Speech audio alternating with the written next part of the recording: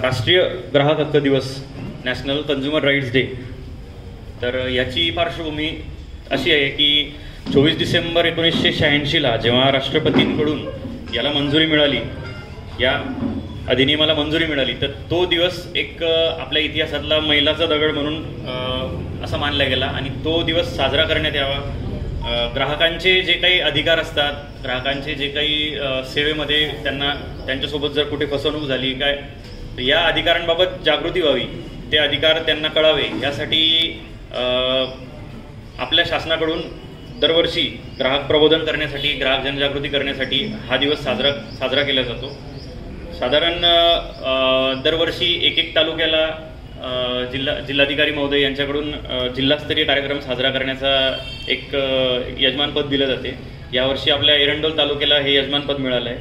तर यावर्षीची जी थीम म्हणजे जे याची बेस असतो, तर ते virtual hearing and digital access to consumer justice, म्हणजे बदलत्या काळासोबत जे आर्टिफिशियल इंटेलिजन्स, कृत्रिम बुद्धिमत्ता आपण त्याला म्हणतो, तर त्या बेसिसचा, त्या कन्सेप्टचा वापर जो आपल्या ग्राहक संरक्षणामध्ये ज्या ठिकाणी करता येईल, तर त्यासाठी हे वर्ष आपलं यावर्षी डेडिकेट केलं आहे. तर माझी सर्व ग्राहकांना आणि तसेच आता आपल्याकडे बरेचसे वक्ते उपलब्ध आहेत, तर त्यांच्या जे ग्राहक प्रबोधन परत ते आज मार्गदर्शन करणार आहेत. त्यामध्ये जी आपली यावर्षीची थीम आहे virtual hearing and digital access to consumer justice, तर ह्यामधून ह्या थीमवर आधारित असलेले भाषण आणि जर मुद्दे आपल्या भाषणात आले तर ग्राहकांना यावर्षीची जी थीम आहे त्याचं एक अर्थ कळून जाईल आणि समाजामध्ये, ग्राहकांमध्ये त्या बाबतीत एक जनजागृती निर्माण होण्यास मदत होईल.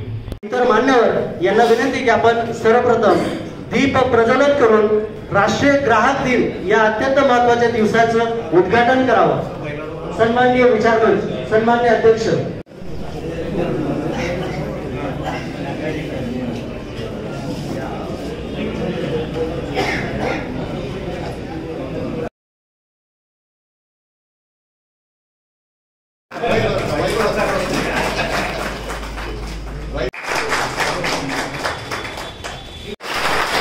या स्वागताला, सत्काराला आपण उत्तर द्यायचं.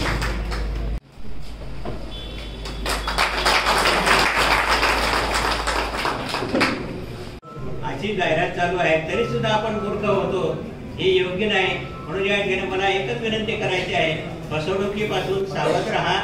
फसवणुकीपासून वाचवणे आणि फसवणूक झाली तरी आपल्याला न्यायालयात दाद मागता येते यासाठी जागृती करणे हा मेन उद्देश आहे.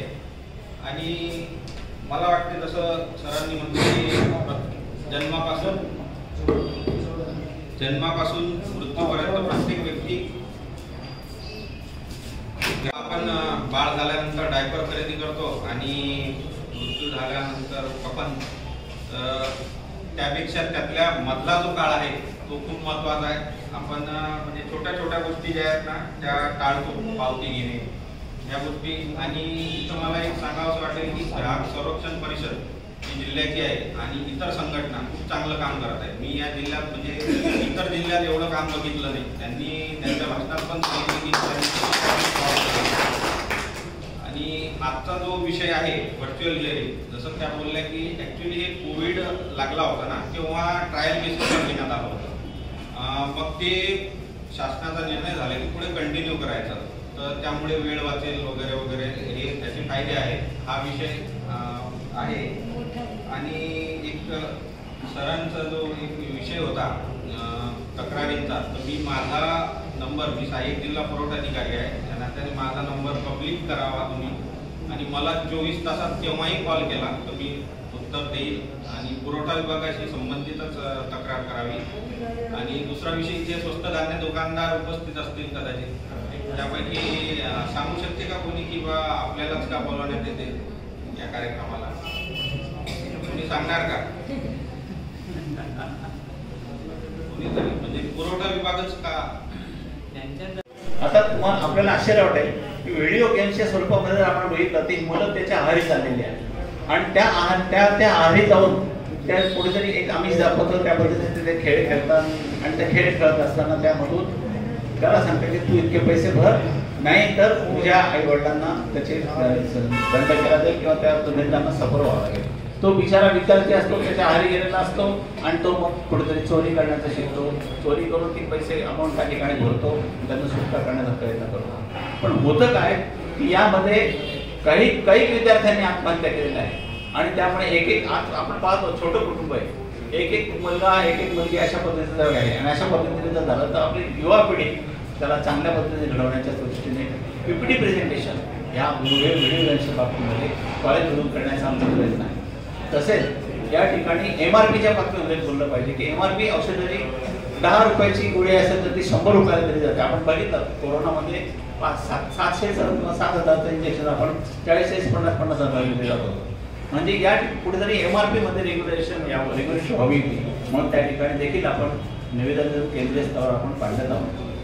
तुमच्या आपल्या सहकार्याने ही एक ग्राहक चळवळ आहे, ही लोकाभिमुख व्हावी आणि लोकाभिमुख होऊन ती शेवटच्या स्तरापर्यंत जावी आणि खऱ्या अर्थाने आर्थिक शोषणमुक्त समाजाची निर्मिती व्हावी असे विश्वनाथ काशी यात्रा करून आलेले विश्वनाथ काशीनाथांना मी हे साकडं घालतो, स्वामी समर्थांना हे साकडं घालतो की बिंदुदानांच्या प्रयत्नाला यश येऊन आज जसे कायदे निर्माण झाले तसं शोषणमुक्त निर्मिती समाज या ठिकाणी जो ग्रामीण हातात घेतलेलं व्रत आहे ते शोषणमुक्त निर्मिती समाज निर्माण व्हावा अशी अपेक्षा करून मी माझे 2 शब्द संबोधतो.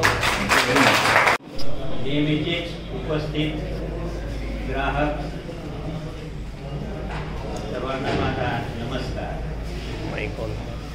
तर म्हणजे आज किती लोक येतील हा सर्वांनाच प्रश्न होता, परंतु इथं आल्यानंतर समजलं दिसलं की हॉल चांगला भरलेला आहे. त्याच्यामुळे बोलणाऱ्यांना सुद्धा थोडस उत्साह वाटतो. मी आलो बळजबरी केली नाही, तुम्ही आलेत बळजबरी केली असावी, परंतु तरी सुद्धा आपण या ठिकाणी इथपर्यंत पोहोचणं हे सर्वात महत्वाचं आहे. दरवर्षी आपण हा कार्यक्रम साजरा करतो 15 मार्च. त्यावेळेस मात्र परीक्षेचा कालावधी असतो म्हणून मोठा होत नाही. आता आचारसंहिता नाही, कोणतीच निवडणूक नाही, त्याच्याकडे आपल्यालाही कोणाचं बंधन नाही, अधिकाऱ्यांना तर अजिबात नाही. थकवा काढण्यासाठी काही जण गेले असतील. डिजिटायझेशन झालेलं आहे.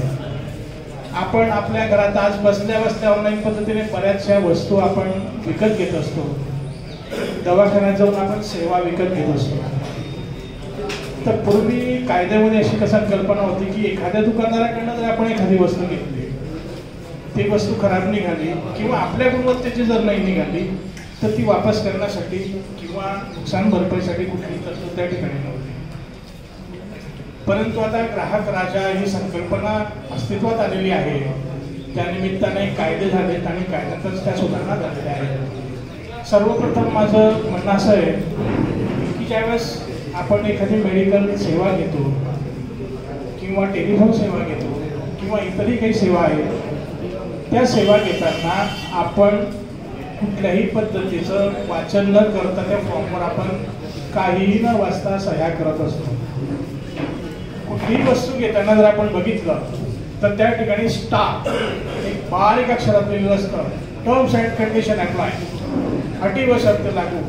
परंतु त्या वस्तूच्या प्रलोभनासाठी किंवा आपल्या आवश्यकतेनुसार आपण त्या गोष्टीकडे लक्ष देत नाही. त्या गोष्टीकडे आपलं लक्ष जाणं खूप गरजेचं आहे. ज्यावेळेस आपण न पाहता ती वस्तू घेतो किंवा सिग्नेचर करतो आणि ती वस्तू जर काही खराब निघाली, आपण दुकानदाराकडे किंवा जो सेवा पुरवणारा व्यक्ती आहे त्याच्याकडे गेलो तर ते सांगतात, बाबा रे याच्यात अशी कंडिशन आहे, तू वाचलेली नाही. त्यावेळेस आपण हातभार. परंतु बऱ्याचदा जर आपली फसवणूक झाली तर कायद्यानुसार आपल्याला 3 ठिकाणी आपली याचिका दाखल करता येऊ शकते. तर आता जी याचिका दाखल करण्याची पद्धत आहे ती खूप कमी दिवसांमध्ये आणि मॅन्युअल पद्धत, म्हणजे प्रत्यक्षात दस्त दाखल करून आपल्याला ते करावं लागतं. पण ही जी थीम आहे व्हर्च्युअल हिअरिंगचा उद्देश असा या ठिकाणी करण्यात आलेला आहे की आपण घर बसल्या ऑनलाईनद्वारे आपली तक्रार ग्राहक मंचाकडे केली गेली पाहिजे. आता फक्त ग्राहक मंचच नाही तर आमची न्यायालयाची आहे त्याची कार्यपद्धती सुद्धा ऑनलाईन होते. म्हणजेच व्हर्च्युअल हिअरिंगचा उद्देश असा आहे की आपला काळ आणि वेळ वाचला गेला पाहिजे. आपल्याला बऱ्याच कारणासाठी दवाखान्यात जावं लागतं, ऑपरेशन करावं लागतं, मेडिकल सेवा घेता येते. परंतु आपण जे इंजेक्शन घेतो आहे, आपण जी ट्रीटमेंट घेतोय, मेडिसिन घेतोय, त्या बाबतीत सुद्धा माहिती घेणं आपला कायद्याने अधिकार आहे. ह्याकडं आम्ही पण प्रयत्न करणार आणि इथे बरेच तुम्ही नागरिक आहात, तुम्हाला सगळ्या गोष्टी माहिती आहेत, तुम्ही पण प्रयत्न करा. काही गोष्टी कसं आहे, पोलीस स्टेशनला आलात बरेच, आता सर्व पोलीस काय हे नसतात, काहीतरी कुणीतरी थोडंसं उलवाडून उत्तर दिले का नागरिक नाराज होतात, निघून जातात. पण आम्ही तसं करणार, तुम्ही आम्हाला भेटा, काय तुम्ही समसामतीतल्या तिथं प्रयत्न करू. आणि त्यानंतर सायबर क्राईम, आता सायबर क्राईम बद्दल बोलायचं झालं तर आता एक नवीन फंडा तयार झालेला आहे. कुठंतरी तुम्हाला मोबाईलवर कॉल येतोय का तुमच्या मुलाला आम्ही अरेस्ट केलेला आहे, मी पोलीस ऑफिसर बोलताय असं. तो काय पोलीस ऑफिसर वगैरे नसतो, पण तो एक फसवतोय तुम्हाला. ते अरेस्ट केलेलं आहे आणि त्याला जर तुम्हाला सोडवायचं तर एवढे पैसे लागतील.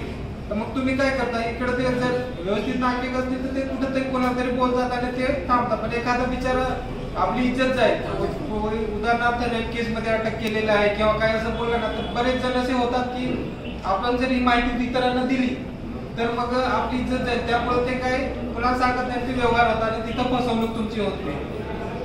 आणि दुसरी गोष्ट म्हणजे फेक कॉल. आता असेच फेक कॉल येतात, त्यानंतर मोबाईलवर अजून आपल्याला एक APK फाईल येते आणि कुणीतरी म्हटलं माहीत नसतं आपल्याला त्याबद्दल, तर ती डाउनलोड केली, तुमचं अकाउंट पूर्ण रिकामं होतंय. तर ह्या ज्या गोष्टी आहेत, आता बऱ्यापैकी तुम्ही सुजाण नागरिक आहात, तर ह्या गोष्टीकडे जरा लक्ष द्या. आणि कसं वाचता येईल, आता राष्ट्रीय ग्राहक दिनाबद्दल सगळ्यांना सरांनी सगळं सखोल तुम्हाला माहिती अशी दिलेली आहे. तर यामुळे तुम्हाला जसं इतरांना पण माहिती द्या आणि ज्या काही घटना आहेत त्या घडणार नाहीत ही काळजी घ्या. आणि आम्ही आमच्या परीने, आता मी जवळजवळ मला 2 महिने झाले, तर आमच्या परीने जेवढं होईल तेवढं पूर्ण प्रयत्न करू. आणि कुणाच्याही समस्या अडचणी असतील तर आम्हाला बिनधास्त सांगा, आम्ही सोडवण्याचा पुरेपूर प्रयत्न करू. धन्यवाद. आजच्या जागतिक ग्राहक दिनाच्या निमित्त सर्व ग्राहकांना वैधमापन शास्त्र यंत्रणेकडून शुभेच्छा. वैधमापन शास्त्र यंत्रणा आजच्या जागतिक ग्राहक दिनाच्या निमित्त सर्व ग्राहकांना वैधमापन शास्त्र यंत्रणेकडून शुभेच्छा. वैधमापन शास्त्र यंत्रणा